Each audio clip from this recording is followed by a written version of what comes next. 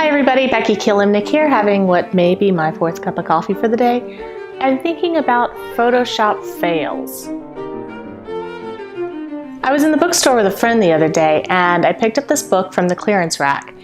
On the cover of the book was a photo that had clearly been extended beyond its natural borders using the rubber stamp tool. How did I know it had been extended? Because the use of the rubber stamp tool was, how can I put this nicely, incorrect? There's all sorts of tricks we can do to make a photo extend beyond the actual edge of that photo. And one of the most common Photoshop techniques when you're faced with this challenge is to use the rubber stamp tool. However, you have to be careful when doing this. Our brains are really good at detecting patterns. We see patterns when patterns don't even exist.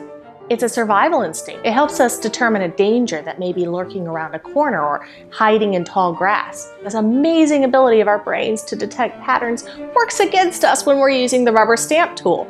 In order to use the rubber stamp tool successfully, you have to deliberately introduce randomness. Ensure that you don't select and repeat too much of a given area in another area. Mix it up as much as you can. Photoshop mistake number 2, changing the color of an object but not deepening shadows or lightening highlights accordingly. It's really easy to just change the color and be done with it. Make sure that when you change something from dark purple to yellow, your shadows are just as deep as if that object really were yellow. My favorite technique for pulling down shadows and increasing highlights is to use the curves dialog box, which can be found under the image menu. How do you know if you did a good job? Does it look fake? No, you did a good job. Let's move on. Photoshop fail number 3, hair. Anybody who has ever tried to cut out hair or fur or anything else fuzzy knows what a nightmare it is. There's no easy way to do it. If there was, you wouldn't see so many bad examples of it. The best advice I can give you is show up to that photo shoot yourself with a tub of pomade or a can of hairspray and make sure everybody's hair is slicked back nice and smooth